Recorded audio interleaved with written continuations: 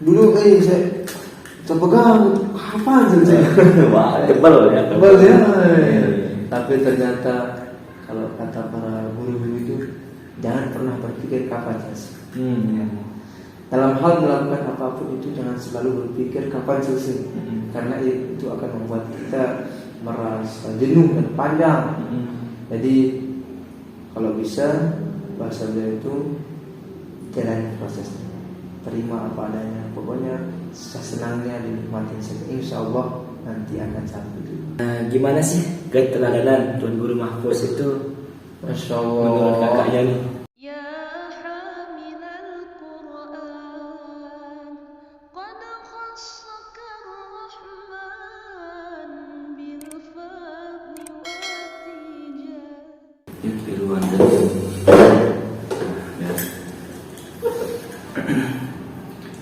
Bismillahirrahmanirrahim. Assalamualaikum warahmatullahi wabarakatuh.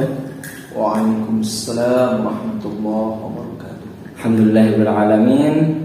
Pagi ini hari Senin tanggal 23 Mei. Saya Ahmad Novel Syadinor bersama kakak alumni Khodimul Quran Ustaz Kak Ahmad Yani. Salam Allah. Gimana kabarnya? Alhamdulillah. Jadi beliau ini dulu pernah di Khodimul Quran 2 tahun. Kebetulan ya tempat kamarnya beliau itu sekarang di saya. Jadi dulu ceritanya itu pas saya masuk itu kebetulan Kak Khozin kan ya, Kak Khozin itu nawarin, di sini aja soalnya yang sama saya teman kamar di sini lagi ke Jakarta kan.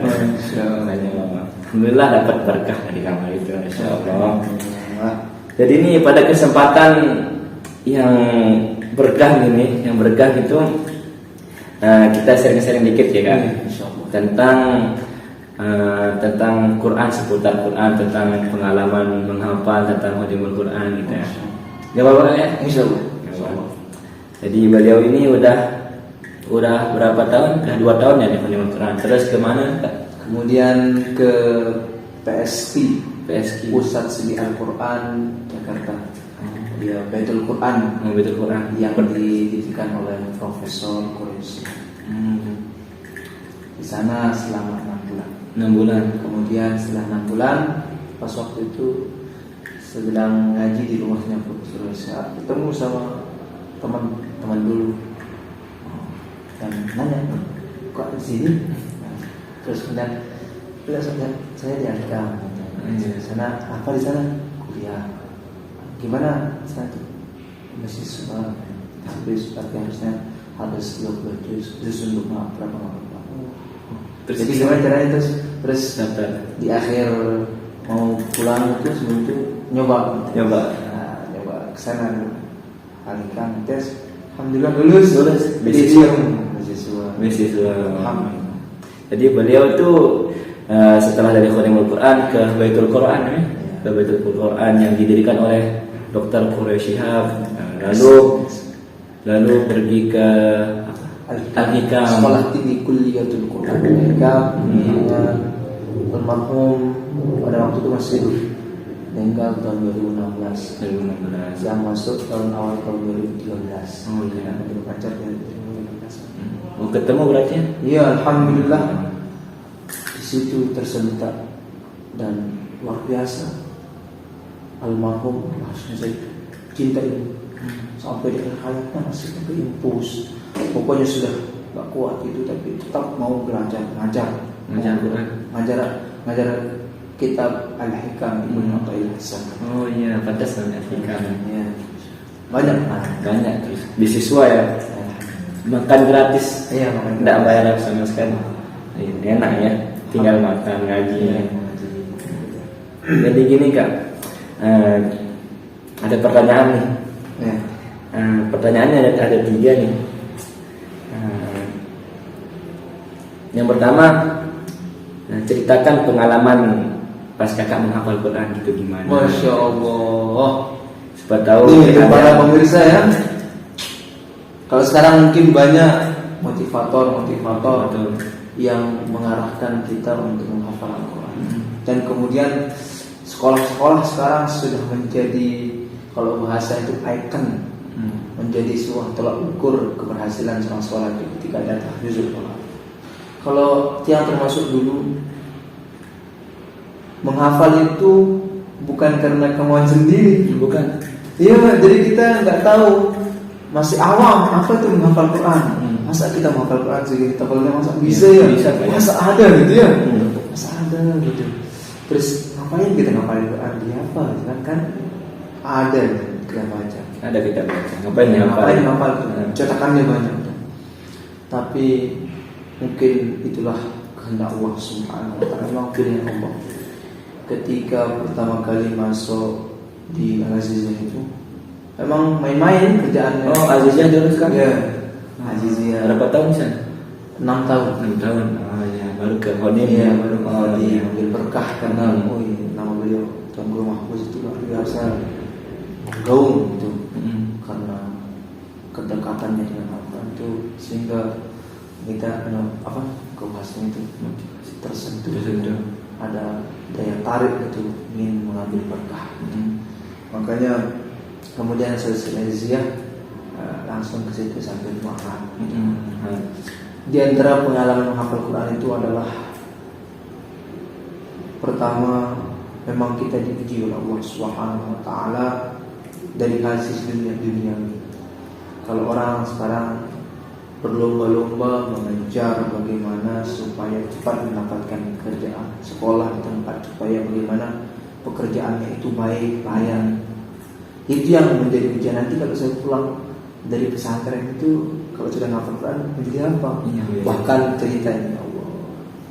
Mungkin begitulah, tapi ada orang sampai mengatakan, ngapain ngafalin Quran?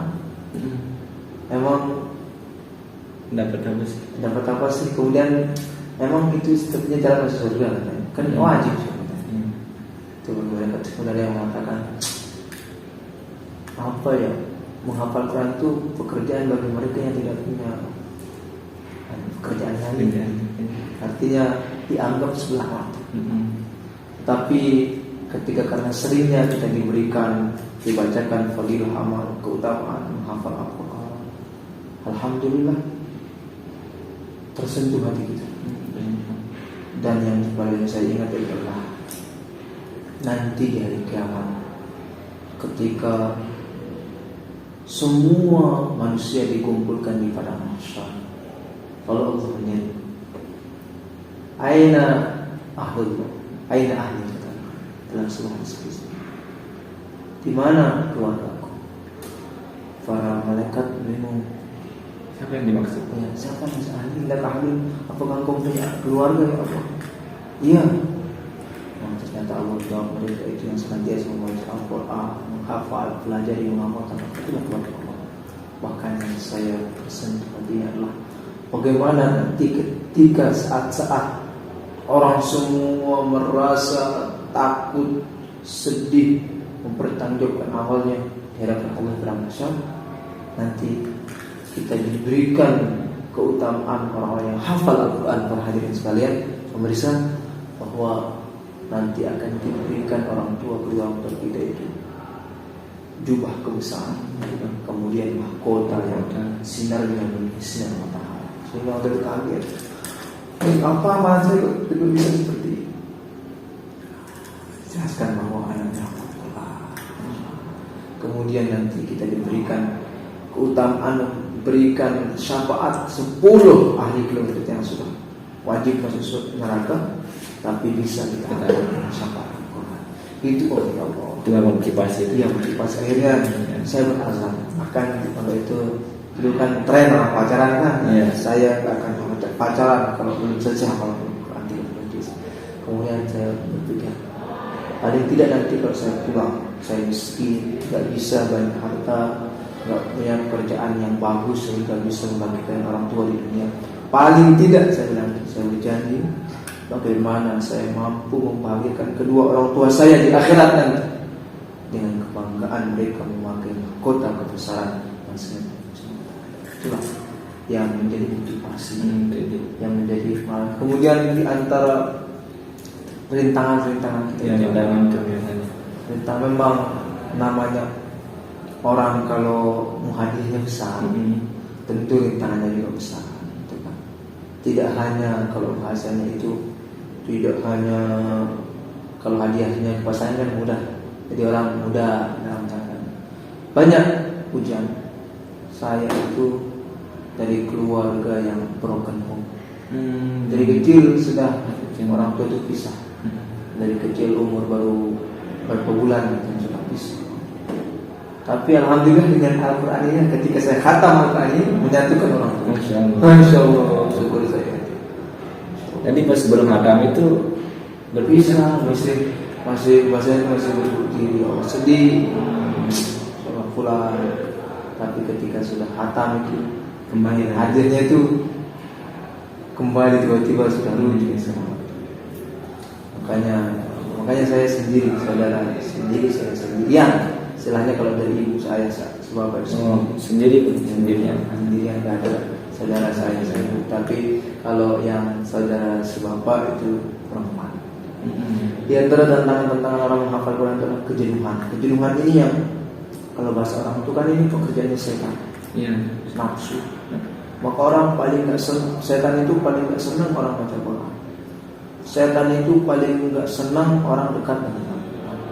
Karena apa? Al-Quran itu bersih, membersih hati kita, yang akan mendekatkan diri kita kepada Allah. Dan jalan yang paling cepat untuk usul kepada Allah, para ulama Al-Quran. Asri baca.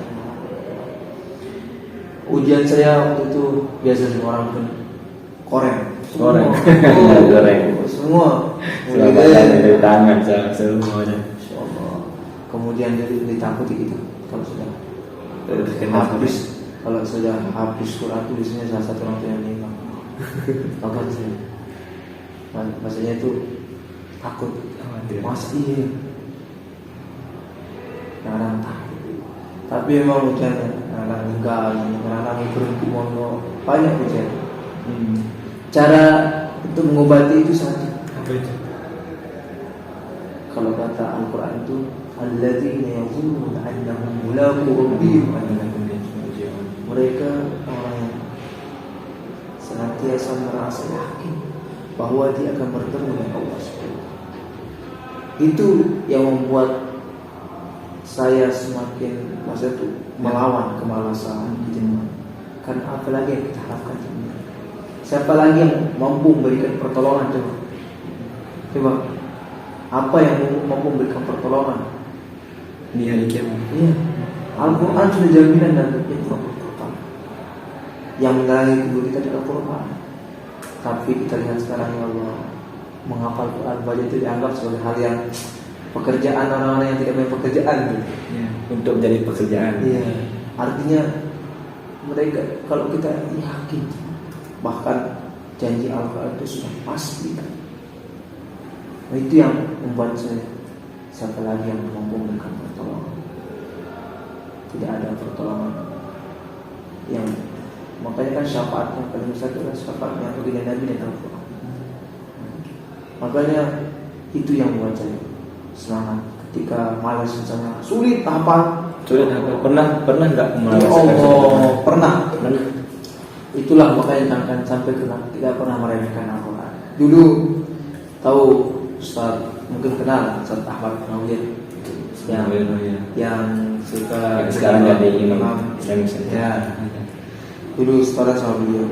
Itu kalau setoran dia dipukul pakai selang. Laga atau suatu saat ketika nyampe surah Al-Baqarah, wa in kuntum ala safarin kemudian dari keluar mungkin ada anggapan karena sering kita baca nggak dihafalin dan nanti pas setoran nggak bisa kena hukum. Artinya kami betul-betul nggak bisa dari ketika kita menangkap, bahkan di saat-saat kita mengatakan bahwa kita bisa, di situ nampak kemujizatan Al-Quran. Jadi tidak bisa diremehkan, dia tidak bisa dianggap sepele. Dan itu juga pesan kami dulu, gitu ya. Ketika kita menghadapi belajar, bercerita dia teman-teman beliau kan, itu yang juara-juara sekarang yang sudah terkenal di PTI katanya. Yasin nggak bisa jalan katanya. Ya. Bahkan Yasin. Al-Kafirun itu nggak bisa jalan. Kuliah Al-Kafirun. Iya. Oh, iya. Banyak cerita beliau itu luar biasa. Maka kalau pesan beliau itu bagus ya. Kalau jadi karena beliau pernah mengalami saat-saat kalau bahasanya itu kejenuhan yang bahkan katanya beliau sampai membuang Al-Quran itu. Tiba-tiba malah nasihat di belakang. Itu seperti itu. Pegang tangan seperti dia bertahan kemana. Beliau bilang kalau jenuh jangan dipaksa. Jangan dipaksa ya. Udah istirahat juga atau kemana. Iya. Ya. Jadi nanti kalau sudah reda, baik. Ya, begitulah cara kita. Memang kan Allah sendiri yang berfirman dalam Al-Quran. La tuharrik bihi lisanaka La tuharrik lisanaka lita'jala bih. Ya. Antum paham kan? Wala ta'jal bil Quran kan? Apa yang panjangan kan inna alaina jam'ahu wa Quran. Jadi memang ini karunia Allah. Jadi yang mengumpulkan Al-Quran itu adalah Allah Subhanahu wa ta'ala. Kita hanya asbab, mencari asbab supaya Allah itu memberikan kita Al-Quran. Kalau kita semata-mata mengandalkan IQ, banyak teman-teman yang alumni yang di pondok yang pintar-pintar tapi tidak selesai Quran. Karena memang betul-betul karunia Allah. Jadi pesan kepada para penghafal Quran yang berada di rumah, penonton, jadi menghafal Quran itu tidak setahun, 6 bulan, 2 tahun, 3 tahun, tapi ingat menghafal Quran itu seumur hidup. Bagaimana supaya Al-Quran ini bersama kita sampai di surga nanti. Ya. Jadinya nggak ada ya metode cepat menghafal itu. Itu hanya akal-akalan bahasa itu kena promosi.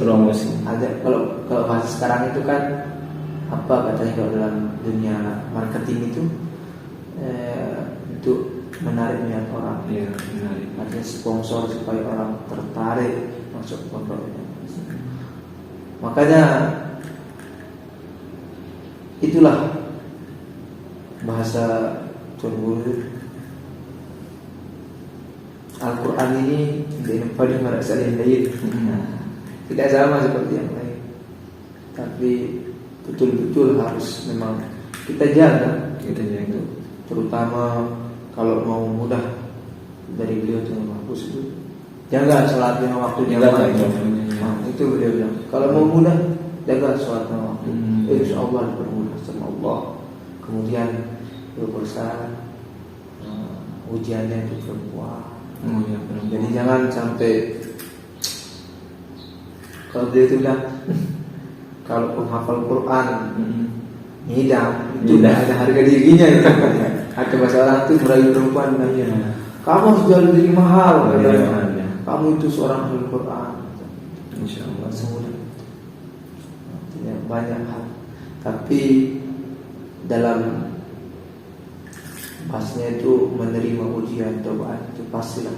Siapa yang tidak dapat ujian dalam hidup ini? Semua pastinya. Semua, apalagi dalam hal ketaatan, pasti kita mendapatkan ujian-ujian. Maka kan sabar itu juga menjadi 3. Sabar dalam ketaatan, sabar dalam kemaksiatan, dan sabar dalam menghadapi ujian. Sabar dalam ketaatan, sabar dalam sabar dalam ketaatan, sabar dalam kemaksiatan, dan sabar dalam menghadapi ujian. Jadi kalau kita dalam ketaatan itu ya ketika baca Al-Quran sabar. Kalau kita sabar kita nggak akan selesai. Dulu saya pegang kapan selesai? Wah, tebal ya. Tapi ternyata kalau kata para guru-guru itu jangan pernah berpikir kapan selesai. Dalam hal melakukan apapun itu jangan selalu berpikir kapan selesai, karena itu akan membuat kita merasa jenuh dan panjang. Jadi kalau bisa bahasa dia itu jalani prosesnya, terima apa adanya, pokoknya sesenangnya dinikmatin saja. Insya Allah nanti akan sampai itu. Sama kita bersungguh-sungguh dan mohon pertolongan Allah Subhanahu wa ta'ala. Jadi itu yang menjadi hambatan mungkin semua orang berbagai berbagai macam. ujian dari keluarga, ujian sakit, ujian kejenuhan, titik kadang-kadang mau sudah itu malas luar biasa. Itulah mungkin kalau yang masalah ujian pengalaman hafal dari segi cobaan ujian. Tapi satu kunci dalam hafal Al-Quran ini, jadi kalau kita mau tulus menghafal Al-Quran, maka kata Nabi, siapa saja yang berniat menghafal Al-Quran, lalu dalam perjalanannya itu ternyata Allah ambil dia atau wafatkan dia sebelum selesai hafalannya, maka kelak di hari kiamat akan dikumpulkan bersama Al-Quran. Jadi niatkan dari sekarang para pemirsa ya di rumah, ya, niatkan menghafal Al-Quran, niatkan untuk menghafal, belajar Al-Quran, walaupun sedikit demi sedikit sampai akhir hayat. Sekali lagi, baginda Nabi berapa tahun dia menghafal Al-Quran? Ya, setahun. Prosesnya 22 tahun, 22 bulan, 22 hari. Coba. Lama ya. Lama. Makanya sabar. Nah, bagaimana supaya Al-Quran terus membersamai kita, membersamai kita dari dunia sampai alam barzakh, sampai nanti di surga Allah Subhanahu wa taala. Allahumma ja'alna min ahli Al-Quran. Amin. Ya Allah. Itu saja. Jadi sudah berapa ilmu yang kita dapat dari kajian ini. Yang pertama itu kesabaran. Jadinya tuh kita ngapal itu sabar ya, sabar. Dan yang kedua, kalau udah ada niat yang tertanam dalam diri kita itu langsung nggak usah nunda nanti, nggak usah nunda karena sesuatu pasti akan menggoda kita supaya terjadi. Jadi kalau sudah Bismillah, qalla wa adwa khairul amal qalla. Amal yang bagus lah sedikit terus. Pokoknya kalau mau melakukan terus. Jangan kadang sehari bisa jadi hafal 2 lembar tapi nanti lagi sedikit istiqomah. Terus niat terus saya ingin Al-Quran. Walaupun belum bisa sepenuhnya sampai 20 juz sampai akhir hayat, tapi akan dikumpulkan nanti. Jadi sabar. Terus kalau ada udah niat kita itu langsung lakukan, bisa tunda-tunda, nanti setan akan menggoda supaya kita biar nggak jadi ngapal Quran ya. Terus sedikit demi sedikit, nggak usah hari ini 2 lembar dihafal terus besok nggak ngapal lagi. Gimana itu? Tadinya sedikit demi sedikit. Yang kedua, berikutnya yang keempat, ketika kejenuhan datang itu kata Tuan Guru Mahfuz itu istirahat dulu, refreshing. Jadi kalau udah reda lagi mulai ngapal lagi. Nah, yang terus cobaan itu berlaku untuk semua orang yang ingin bersungguh-sungguh. Jadi ketika kita ingin menghasilkan sesuatu yang besar itu, maka ujiannya tentu besar. Jadi sabar. Jadi mungkin hanya ini ya. Oh ya, tinggal satu pertanyaan. Gimana sih keteladanan Tuan Guru Mahfuz itu? Masya Allah. Menurut kakaknya nih, keteladanannya beliau itu kalau secara pribadi pengalaman yang kita hadapi dengan beliau, karena langsung beliau itu istiqomahnya, dan kalau berbicara masalah Al-Quran itu beliau itu luar biasa dalam artian kesungguhan, keta'azuman, keagungan, menggabungkan Allah luar biasa. Jadi kalau bahasa beliau itu, Al-Quran ini adalah sesuatu yang sangat agung dan besar. Makanya kalau ada beliau tentang ceramah atau apa, beliau nggak suka daripada ketinggalan di asrama itu apa beliau. Kalau saya ceramah mungkin saya cuma baca 1 ayat. Tapi kalau saya nyimak berapa juz yang akan semua. Dan beliau itu prinsipnya itu yang kuat. Apa itu? Masa itu prinsip, kalau bahasa idealisme itu kalau dia bilang begini dalam hal kebaikan itu dia begitu terus. Begitu. Bahkan istiqomah artinya teguh pendirian. Bahkan beliau itu kalau andai kata, kalau kata orang mau menggunakan bahasanya itu, kebesaran namanya itu, ketenaran namanya itu untuk meraih dunia. Beliau bosan terkenal. Iya, artinya kalau dia mau dunia cepat, tapi apa dia? Apa itu gunanya? Tidak guna.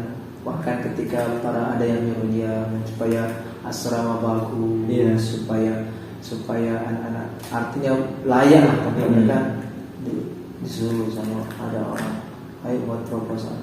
Saya bukan tuan guru proposal, ada mereka itu kan. Kalaupun ada proposal Khalimul Quran itu mungkin yang orang lain, artinya mungkin beliau. Kalau beliau bilang dia pula tuan guru proposal.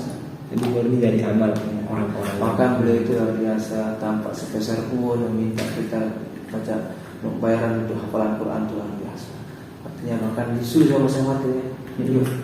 Tuan guru kayaknya ada tuan guru. Iya. Kenapa nggak dipungutin di anak kalau saya SPP lah. Kan sudah luar biasa. Kemudian beliau itu kalau marah nggak pernah marah terus gitu. Dan saya marah ya sudah selesai. Sayang sama beliau. Kalau dia tandanya dia marah itu dia salah. Tapi kalau dia sudah diam itu dia marah. Sudah diam. Ya. Kalau dia diam nggak bicara sama kita dalam artian nggak seperti biasanya itu. Iya. Itu ada kesalahan. Kakak pernah dimarahin? Pernah, tapi kan karena kita mengetahui bahwa beliau itu sebagai cinta. Iya. Saya marahin karena cinta. Karena saya marahin karena cinta. Artinya tidak dia bawa seterusnya marahnya. Nanti kalau ketemu biasa. Baikan. Cepat Sudah dimaafkan. Iya, maafkan. Itulah beliau itu, kemudian kesederhanaannya.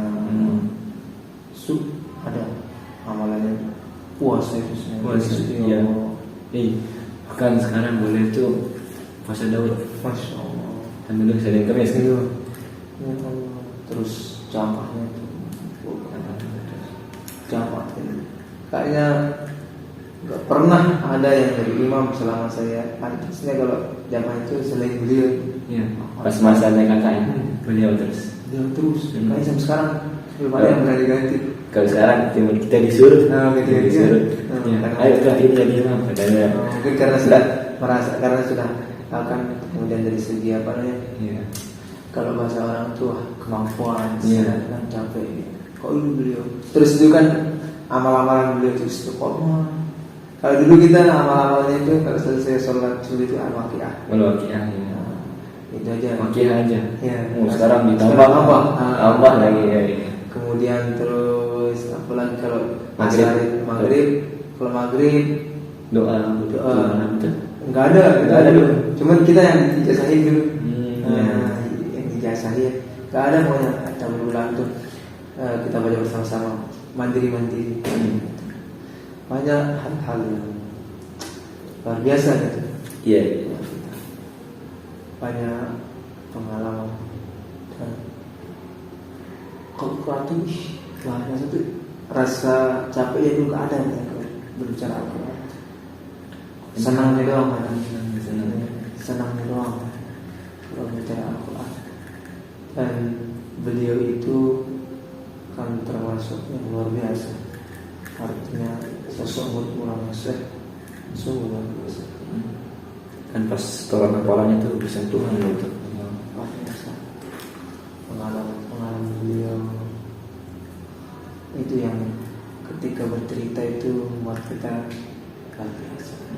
Kalau dia artinya taatnya kepada guru itu beliau. Iya. Kalau dia mau katanya dunia, kalau bahasa orang itu harta benda. Dulu ada orang Hawali, jadi Brunei Darussalam. Iya. Mau ngajar, bukannya berapa dunia banyak, tapi ketika izin kepada Maulana Syekh, itu dia. Kurang. Ya. Oh jadi gitu ya Kak. Jadi mungkin hanya ini mungkin kita bisa bertemu lagi ya Kak di pertemuan-pertemuan. Mudah-mudahan nanti kita bisa berjumpa berjumpa kembali dalam sesi yang lain. Ya. Ya mungkin nanti kita belajar tentang tajwid kah, kemudian atau nanti misalkan. Soalnya pada pertemuan kali ini kita dipertemukan di pertemuan TC ya, TC Training Center.